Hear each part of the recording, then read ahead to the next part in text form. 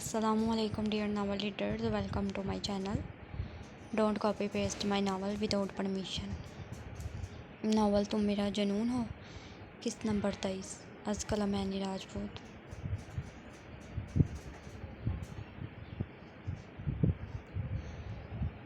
सारिम खान के परीशा के कमरे से जाने के बाद शहीर खान जैसे ही कमरे में दाखिल हुआ तो उसे यूँ परेशानी में बैठा देख पाया था और फिर उसकी परेशानी की वजह दरियाफ्त की तो परीशा ने शहीर खान को साफ गोई से बता दिया था कि सारिम अभी कुछ देर पहले उससे अपनी ख्वाहिश का इजहार करके गया था कि वो नूरान शाह से शादी करना चाहता है। और अभी कुछ देर पहले ही तो नूरान शाह का रिश्ता अरसल से तय कर दिया गया है। वो अब शाज़ल शाह या हरम से इस बारे में भला क्या बात करे। और शहीर खान वो सारिम की ख्वाहिश को सुन परीशा की तरह हैरान हुआ था कि अगर उसे नूरान में कोई दिलचस्पी थी तो उसने उन्हें पहले क्यों नहीं बताया। वो बहुत पहले ही उन दोनों का रिश्ता तय कर देते। खैर अब सारिम खान जहाँ परीशा का चहीता था वहीं शहीर खान का भी कम लाडला नहीं था और उन दोनों के बेटे ने अगर उनसे किसी ख्वाहिश का इजहार किया था तो उन्हें उसे वाकई में पूरा करना चाहिए था। इसलिए अगले ही पल हरम और शाज़ल शाह के कमरे में पहुंच चुके थे कि वो उन दोनों से ज़रूरी बात करना चाहते हैं। और फिर जैसे उन्होंने अपनी बात को उनके सामने रखा तो हरम और शाज़ल शाह हैरानगी से एक दूसरे को देखने लग गए कि वह दोनों उससे क्या बात कर रहे थे।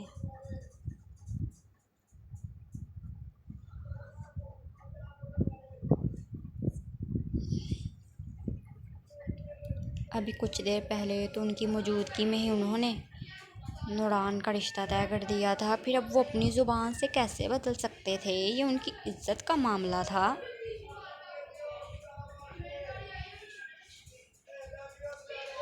नूरान की शादी सारिम से? नूरान शाह जो कि अपनी बिल्ली को अपनी गोद में लिए अपनी फुफ्फो के मुंह से ये अल्फाज सुनते कि वो उसे अपनी बहू और सारिम खान की बीवी बनाना चाहती है, उसके कदम वहीं रुक गए थे।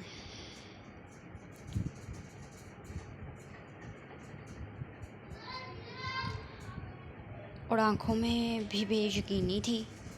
उसे अभी कुछ देर पहले वाला सारिम खान का रूप याद आया था कि वो कैसे उसके कमरे में घुसकर उसे धमकी देकर गया था। उसका डांटना, उसका हर वक्त उसे अजीब नज़रों से देखना याद किए नूरान की आंखों से आंसू बहने लग गए थे कि नहीं, वो एक ऐसे शख्स के साथ ज़िंदगी नहीं गुजारना चाहती थी। उसने सारिम खान के बारे में कभी ख्वाब में भी ऐसा नहीं सोचा था। सारिम खान और उसका कोई जोड़ नहीं था। वह जितनी मासूम और सादा इंसान थे, सारिम उतना ही गुस्से का तेज़ था। वो उसके साथ कभी ज़िंदगी गुजार ही नहीं सकता था।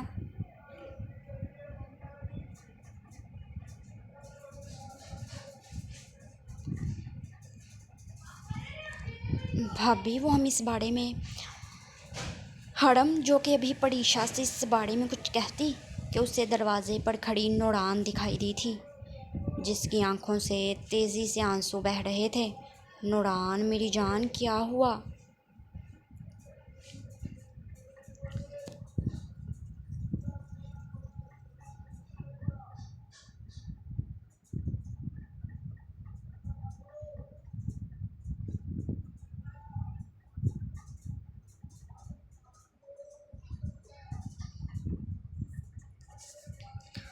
हरम की आवाज़ पर शाज़ल शाह समेत शहीर खान और परीशा ने भी मुड़कर उस जानिब देखा था जहां नूरान खड़ी बुरी तरह से रो रही थी।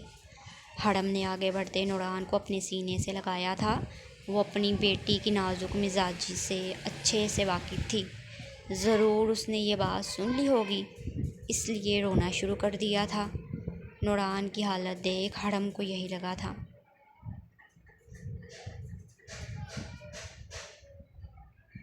अम्मा साईं, वो अच्छे नहीं हैं, मुझे शादी नहीं करनी। नूरान ने सिसकते हुए अपनी अम्मा साईं की बाहों में समाये हुए कहा। तो सब बड़े नूरान की बात को सुन कदरे हैरान हुए थे। आखिर वो किसके बारे में बात कर रही थी? कौन कौन मेरी जान, कौन अच्छा नहीं है? हरम ने नूरान शाह के सिसकते वजूद को अपनी बाहों में समेटते बेसाख्ता इस्तफसार किया। नूरान ने अपने लबों को जंबिश देते सालिम खान का नाम लिया था। और बस शहीर खान और परीशा को उनकी बात का जवाब मिल गया था। अगर नूरान ही सालिम खान के लिए नहीं राज़ी थी या फिर इस रिश्ते को नहीं निभाना चाहती थी, तो वो भला उसके साथ कैसे ज़बरदस्ती कर सकते थे?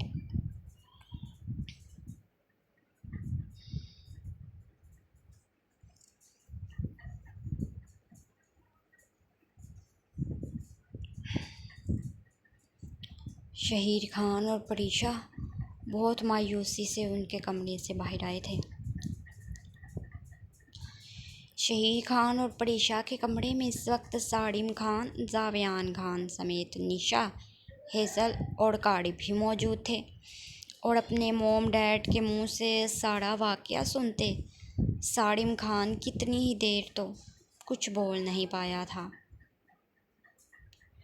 और फिर जब बोला तो उसके लहजे में इत्मीनान और सुकून देख सब हैरान हुए थे कि वो इतनी जल्दी कैसे इस बात को छोड़ते मूव ऑन करना चाह रहा था।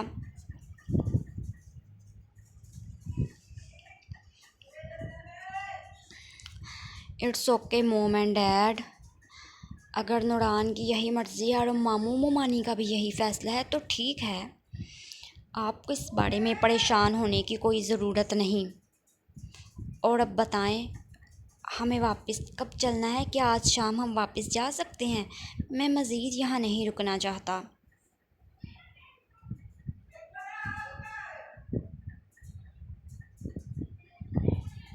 सालिम खान ने दो टोक लहजे में अपनी बात कही और फिर वहाँ से वॉकआउट कर गया था,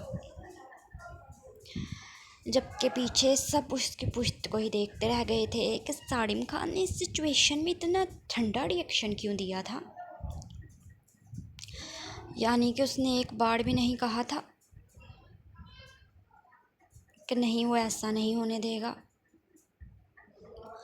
उसे नूरान चाहिए या फिर वो उससे किसी और का नहीं होने देगा। वो बस ये कहकर सबको खामोश करवा गया कि ठीक है, अगर इसके मामू और मुमानी और फिर सबसे बढ़कर नूरान ऐसा नहीं चाहती तो वो उन्हें फोर्स नहीं करेगा।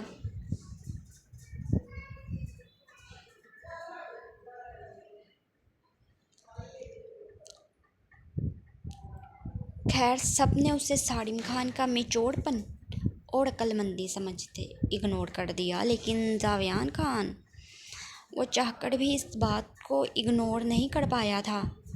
वो सालिम खान के नूरान के लिए जुनून को अच्छे से जानता था और इस बात से भी वो खूबी वाकिफ़ था कि वो नूरान शाह को किसी और का तो हरगिज़ नहीं होने देगा।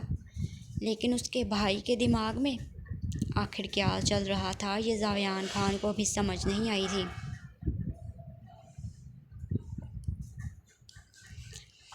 एक नज़र अपने करीब ही खड़ी निशा पर डाले, वो भी वहाँ से जा चुका था। जबकि निशा ये सोचने लगी कि वापस खान पैलेस पहुँचते ही वो जावियान खान के कहे के मुताबिक उसे मना लेगी।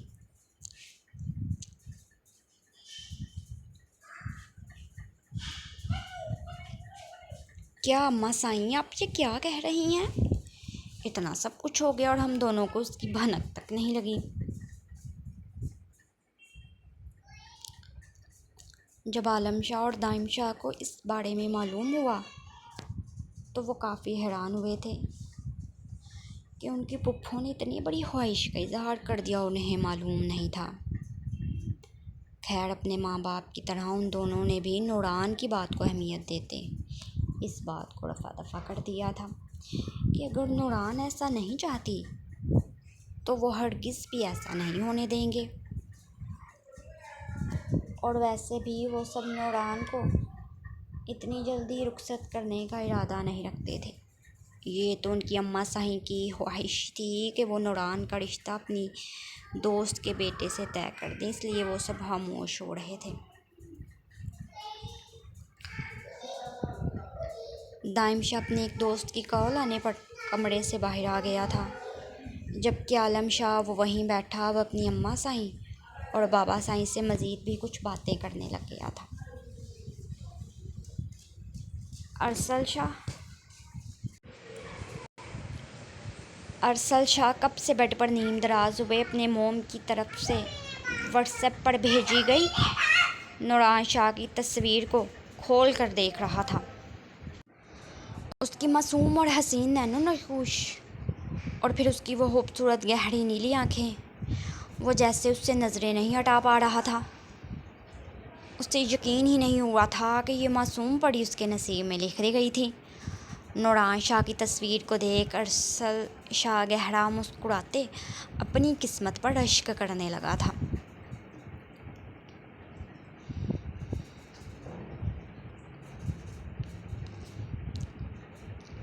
नूरी की तबीयत तो पहले से काफ़ी बेहतर थी, लेकिन दिल को जैसे रोग लग चुका था। उसका किसी काम में दिल ही नहीं लगता था, या यूं कहा जाए कि उसमें किसी काम को करने की हिम्मत ही नहीं थी तो गलत ना होगा। वो सारा दिन अपनी नैक्सी में चारपाई पर लेटी आंसू बहाती रहती थी, या फिर नमाज का वक्त होता तो जाए नमाज पर घंटों बैठे उस पर रोया करती थी। और अब तो उसने तहज्जुद पढ़ना भी शुरू कर दी थी। वो अपने खुदा से नामुमकिन चीज़ को मांग रही थी। हाँ, वो अपने खुदा के सामने रोते गिड़गिड़ाते उससे दाइम शाह को मांग रही थी।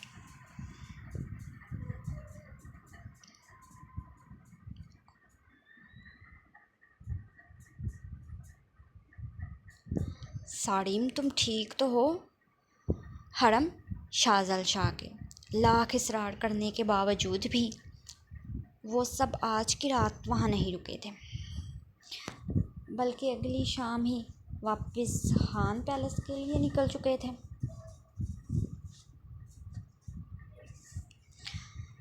जब सारिम खान की गाड़ी में मौजूद परीशा और शहीर खान ने उसकी खामोशी को देख सवाल किया,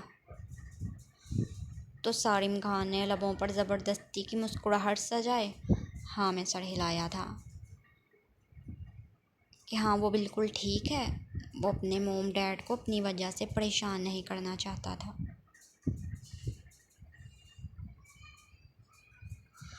और उसकी खामोशी के पीछे एक गहरा तूफान छुपा था, ये शहीर खान अच्छे से जानता था। अपने रिश्तों के मामले में वो बहुत जुनूनी था, और फिर अपनी मोहब्बत के मामले में कितना जुनूनी हो सकता था, ये भी उन सबको अंदाज़ा नहीं था।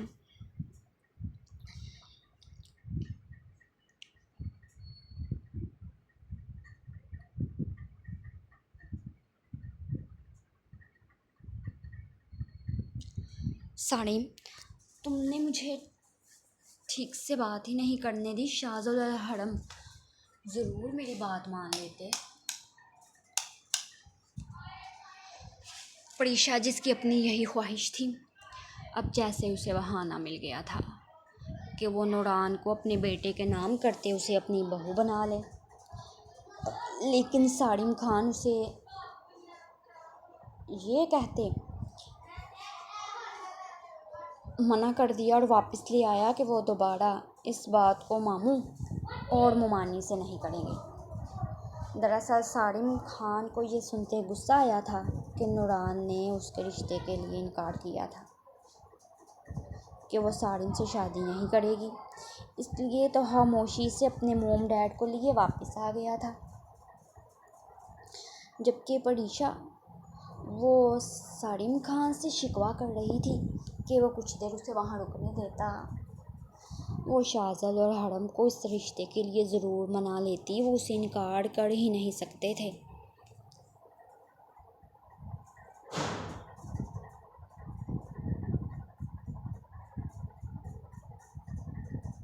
मामू मामू और मुमानी इनकार ना करते, लेकिन नूरान ने तो इनकार कर दिया ना।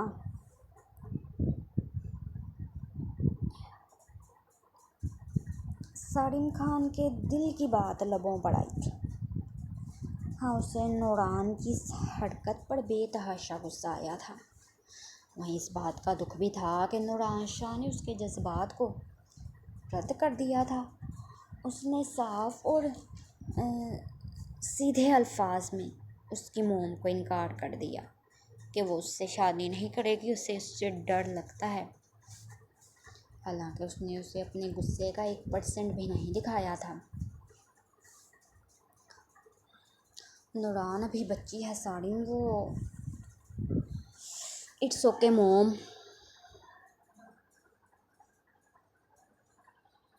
परीशा भी अपनी बात मुकम्मल करती नूरान के हक़ में कुछ कहती।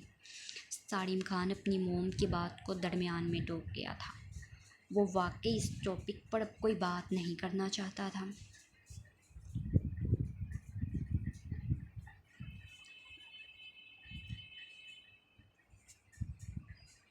जबकि शहीर खान और परीशा सालिम खान की खामोशी और दो टोक लहजे पर उसके बारे में परेशान होने लगे।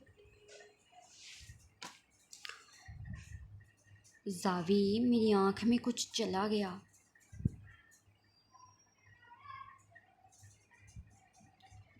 जावियान खान, जो कि वापसी पर भी संजीदगी से ड्राइव कर रहा था, फ्रंट सीट पर बैठी निशा की इस आवाज़ को सुनते गर्दन तिरछी किए उसे देखा था। वो अपनी आँख पर हाथ रखे रूहान से हुए उसे पुकारने लगी तो जावियान ने एक गहरा सांस भरे गाड़ी को फ़ौरन साइड पर लगाया था।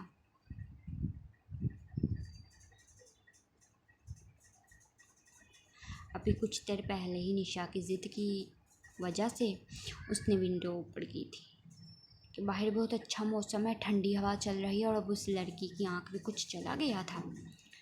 ये सोचते जावियान ने सर झटका था।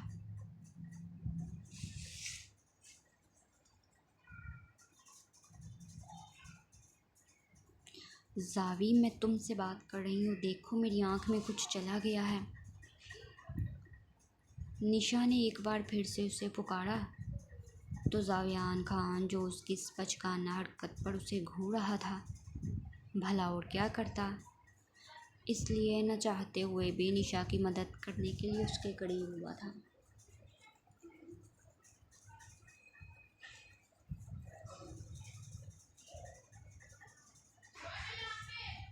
अपना हाथ पीछे हटाओ निशा, मुझे देखने दो। जावियान की गर्म सांसों की तपिश जब निशा को अपने हाथ की पुश्त पर महसूस हुई तो उसका दिल तेज़ी से धड़का था कि जावियान खान इस वक्त उसके बेहद करीब था। वहीं उसे अपनी बात पर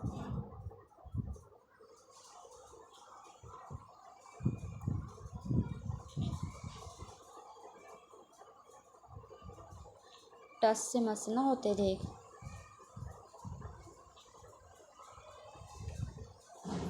जावियान ने गहरा सांस भरते अगले ही पल निशा के दोनों हाथों को उसके चेहरे से हटाते अपने एक हाथ में लिया था और फिर उसके चेहरे के मज़ीद करीब अपना चेहरा करते उसकी दाईं आँख में नरमी से फूंक मारने लगा था।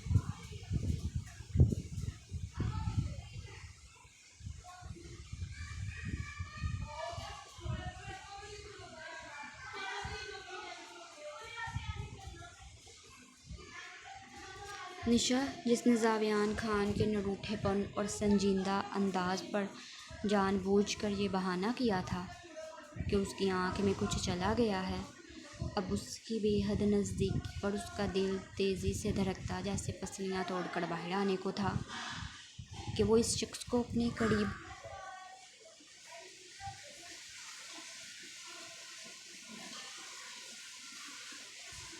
आने देना चाहती थी, लेकिन उसकी नज़दीकी भी वो बर्दाश्त नहीं कर पाती थी। निशा ने अपने तेज़ धड़कते दिल को संभाले अगले ही पल अपने चेहरे पर चेहरा झुकाए जावियान की दाईं गाल पर अपने होंठ रख दिए थे और जावियान खान, जो कि अपने होंठों को गोल किए एक बार फिर से निशा की आंख पर फूंक मारने वाला था, उस उसकी बेबाक हरकत पर वहीं स्टिल हो गया था। उसे यकीन नहीं हो रहा था कि आज निशा ने खुद से उसे यूँ किस की थी।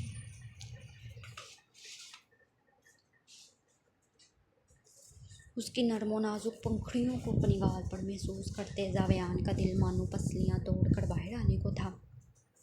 दिल तो चाह रहा था कि निशा के लबों को इस गुस्ताखी की सज़ा अपने बेबाक अंदाज से दे, मगर नहीं। वो अपने दिल पर लाख पहरे बिठाए खुद को ऐसा कुछ बेबाक करने से रोक गया था।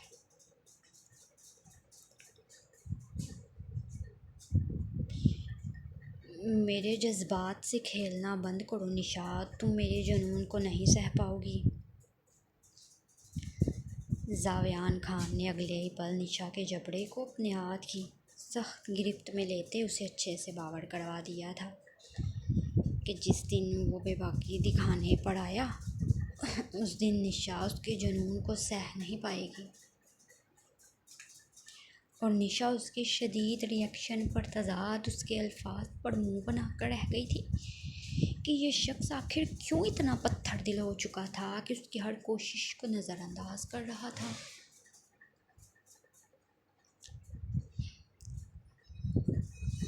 खैर वो भी इतनी आसानी से हार नहीं मानने वाली थी। अगर जावियान खान ज़िद्दी था तो वो भी उसकी टेढ़ी पसली से बनी थी, उसकी बीवी थी। वो भी उसे हर हाल में मनाने का इरादा रखती थी। ये सिर्फ तुम्हारा वहम है जावी, मैं अपने पूरे होशो हवास में अपना तुम्हारे हवाले करना चाहती हूँ, तो मुझे एक मौका तो दो। हाँ, एक लड़की होने के नाते निशा को ये सब कहते हुए शर्म ज़रूर आ रही थी, मगर अब वो मज़ीद अपने शोहर को खुद से बदगुमान नहीं रखना चाहती थी। इसलिए अगले ही पल उसकी बेबाक और ज़ुमैनी बात का अंदाज़ उसी बेबाक अंदाज में दिया था कि वो उसके जुनून को सह लेगी। वो एक बार उसके करीब आई, उसे मौका तो दे। और जावियान का जिसे निशा से इस किस्म के बेबाक जवाब की तवक्को नहीं थी, निशा की बात पर अब खामोशी इख्तियार कर ली थी। हाँ, वो देखना चाह रहा था कि निशा उसको मनाने के लिए किस हद तक जाती थी। बस अभी अपनी सस्ती एक्टिंग बंद करो, मुझे संजीदगी से ड्राइविंग करने दो। जावियान खान का इशारा अभी कुछ देर पहले की गई उसकी एक्टिंग की तरफ था, जिसे उसने सस्ती एक्टिंग का नाम दिए फिर अपनी सीट पर सीधा हुआ था, जबकि निशा वो जावियान के अल्फाज पर मुँह बना कर रह गई थी। खैर वो भी इतनी आसानी से हार नहीं मानने वाली थी। उसने जावियान की गाल को अपने लबों से छुए उसके जज्बात को हवा दे दी थी। वो जानती थी वो अब से ज़्यादा देर उससे दूर नहीं रहने वाला था। वो बहुत जल्द उसके करीब आई ये दूरियां मिटा देगा। निशा को इस बात पर पूरा यकीन था।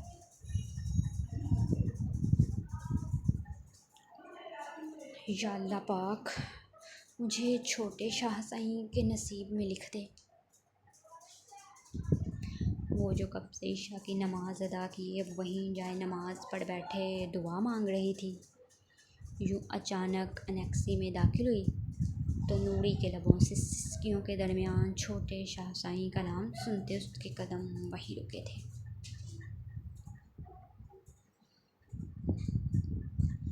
वो बेयकीनी और हैरत से नूरी को देखने लगी थी, जो कि अपनी आंखें मूंदे फूट फूट कर रोते अल्लाह पाक से दाइम शाक मांग रही थी। अम्मा भी को जैसे नूरी की जहनी हालत पर शिबा हुआ था। वो कैसे एक नौकरानी होकर एक मालिक का साथ मांग रही थी। भला ज़मीन और आसमान का क्या जोड़ था। उन्हें अब नूरी के शादी वाली बात पर इतना ओवर रिएक्ट करने की समझ आई थी। उन्हें जिस बात का डर था वो बात वो सच नहीं होने दे सकती थी, इसलिए तेज़ी से आगे बढ़े नूरी को कंधों से दबोच लिया था कि वो जो मज़ीद भी कुछ कहती। यूँ अचानक अपने करीब अपनी अम्मा साईं को देख हड़बड़ा कर सीधी हुई थी। अलबत्ता आँखों से आंसू तेज़ी से बह रहे थे। नूरी, तेरा दिमाग तो ख़राब नहीं हो गया? ये कैसी बात कर रही है तू? क्या कहा तूने अभी? छोटे शाह साईं, तेरा दिमाग खराब है, तू पागल हो गई है नूरी।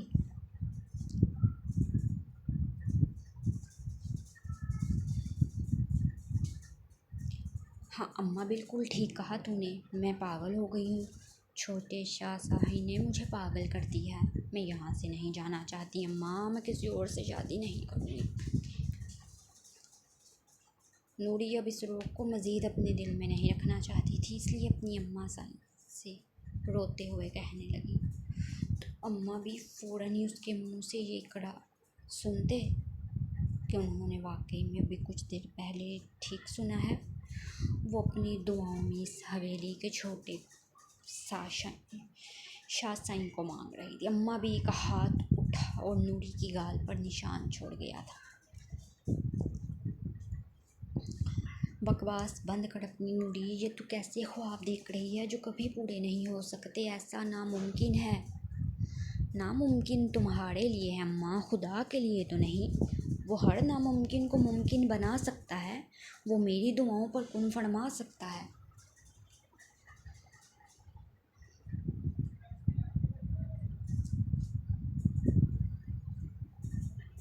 नूरी ने अपनी गाल पर हाथ रखते दो बदू जवाब दिया था।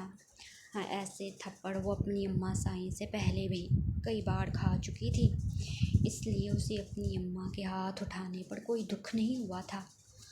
अलबत्ता उनका ये कहना कि दाइम शाह का मिलना नामुमकिन है, इस बात पर उन्हें रोक दिया था कि ऐसा सिर्फ उनके जहन का फतूर था। वो जिससे मांग रही थी वो हर नामुमकिन को मुमकिन बनाने की कुदरत रखता है।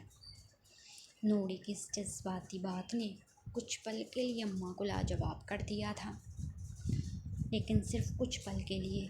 अगले ही पल उन्होंने नूरी का जबड़ा अपने हाथ की गिरफ्त में सख्ती से लिया था। तो सच में पागल हो गई है नूरी, अपनी बकवास बंद कर, अगर किसी ने सुन लिया तो।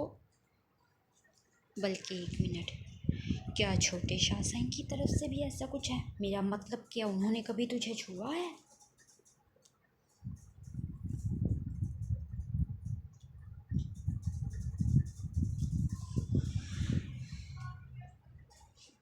तू कैसी बातें कर रही है अम्मा? छोटे शाह साईं को इस बारे में कुछ नहीं मालूम।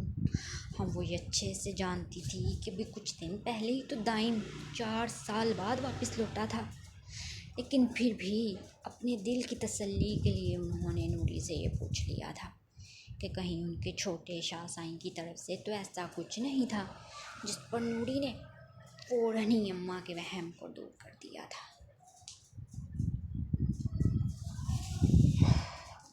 कि वो जो सोच रही थी वैसा कुछ भी नहीं था। छोटे शाह साईं ने उसे छूना तो दूर की बात है, कभी इन नज़रों से देखा भी नहीं था जैसा उसकी अम्मा सोच रही थी। नूरी की बात को सुन अम्मा भी की जैसे जान में जान आई थी। उन्होंने फ़ैसला कर लिया था कि वो मज़ीद इस काम में देरी नहीं करेंगे। वो कल ही नूरी को यहाँ से अपने गाँव ले जाएगी और फिर जुम्मे वाले दिन उसका निकाह करते उसे एहतशाम के साथ रुखसत कर देंगी।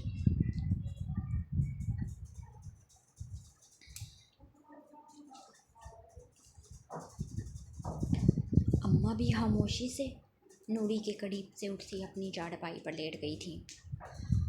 हाँ, कहीं ना कहीं वो नूरी के ज़िद्दी मिजाज से अच्छे से वाकिफ़ थी, इसलिए उससे कोई बहस नहीं की थी, बल्कि सुबह सीधा उसे अपना फ़ैसला सुनाने का इरादा किया था कि वो उसे सुबह ही वापस गांव ले जाएगी।